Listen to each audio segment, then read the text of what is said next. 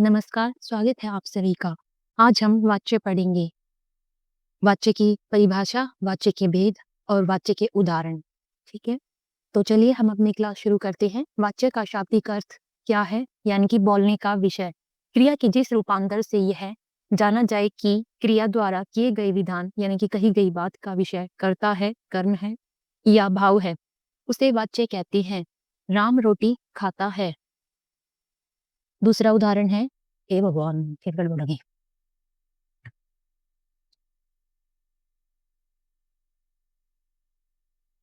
नमस्कार, स्वागत है आप सभी का। आज हम वाच्य पढ़ेंगे।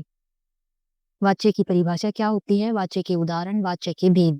ठीक है, तो चलिए अब हम अपनी क्लास शुरू करते हैं। वाच्य का शाब्दिक अर्थ क्या है? बोलने का विषय।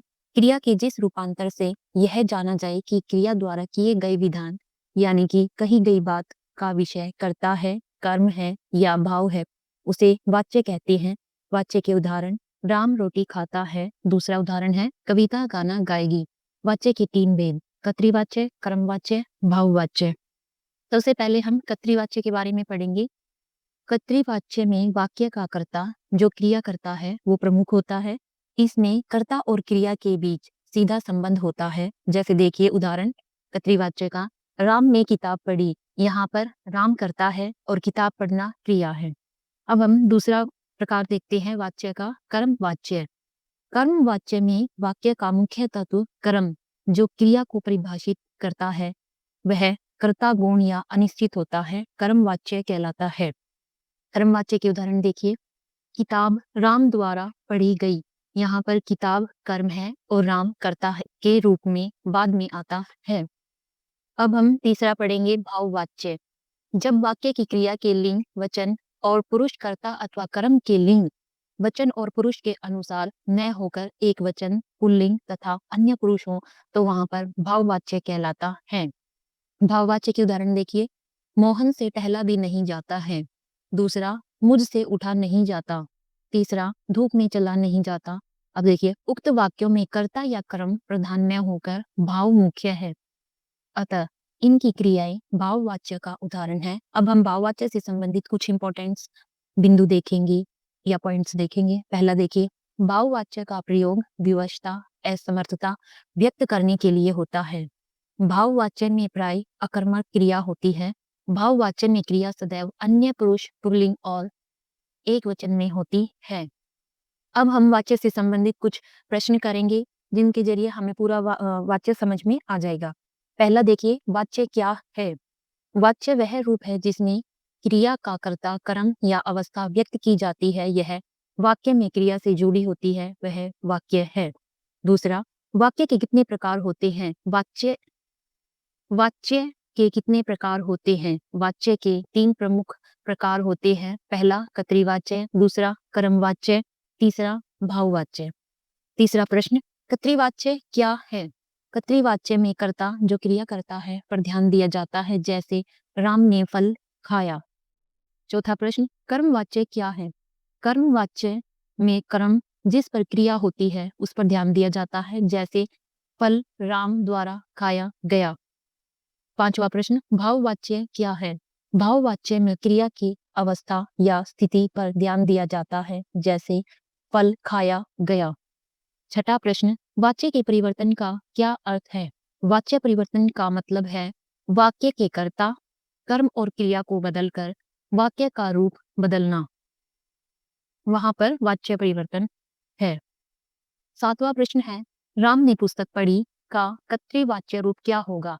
राम ने पुस्तक पढ़ी, इसका कर्तृवाच्य में रूप होगा राम ने पुस्तक पढ़ी है। उसके बाद, तुमने मुझे पुस्तक दी, इसको कर्मवाच्य में बदलिए। मुझे पुस्तक दी गई, ये किस में बदल दिया गया है? कर्मवाच्य में। उसके बाद अगला प्रश्न, उसने काम किया, इसको भाववाच्य में बदलिए। काम किया गया। अगला प्रश्न, वह विद्यालय जाता है, इसको कर्तृवाच्य में बदलिए। वह विद्यालय जाता है। अगला प्रश्न, वाच्य परिवर्तन के दौरान क्या ध्यान रखना चाहिए? वाच्य परिवर्तन के दौरान क्रिया का रूप बदलता है और वाक्य में विषय या कर्म की स्थिति बदलती है। अगला प्रश्न, कर्मवाच्य के उदाहरण दीजिए। किताब पढ़ी गई। उसके बाद है, राजू ने गाना गाया, इसको कर्तृवाच्य में बदलिए। राजू ने गाना गाया है। अगला प्रश्न, वाच्य परिवर्तन में समय का क्या महत्व है? वाच्य परिवर्तन में समय वर्तमान काल, भूतकाल, भविष्यकाल के आधार पर क्रिया के रूप में परिवर्तन होता है। अगला प्रश्न, सभी ने उत्सव मनाया, इसका भाववाच्य रूप क्या होगा? उत्सव मनाया गया। उसके बाद, तुमने मुझे पत्र लिखा, इसको कर्तृवाच्य में बदलिए। तुमने मुझे पत्र लिखा है। अगला प्रश्न, वाच्य के परिवर्तन के समय क्रिया का रूप क्यों बदलता है?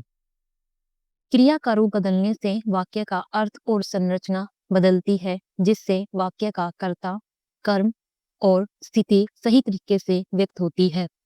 अगला प्रश्न, सीता ने पानी पिया, इसको कर्मवाच्य में बदलिए। पानी सीता द्वारा पिया गया। ठीक है, ये हमने किस में बदला है? कर्मवाच्य में।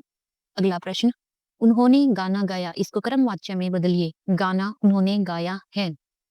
अगला प्रश्न, वाच्य परिवर्तन के समय किस प्रकार के शब्दों का चयन करना चाहिए? अब देखिए उत्तर इसका, वाच्य परिवर्तन में क्रिया, कर्ता और कर्म का सही चयन करना चाहिए ताकि वाक्य का अर्थ सही रहे। अगला प्रश्न, सुरेश ने किताब पढ़ी, इसको भाववाच्य में बदलिए।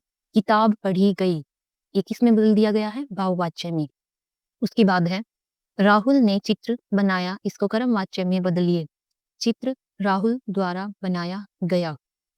अगला प्रश्न, तुमने उस पर ध्यान दिया, इसका भाववाच्य रूप क्या होगा? उस पर ध्यान दिया गया।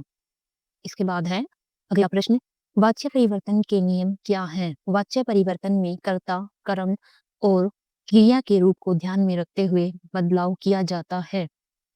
अगला प्रश्न, वाच्य परिवर्तन के दौरान समय का ध्यान क्यों रखा जाता है?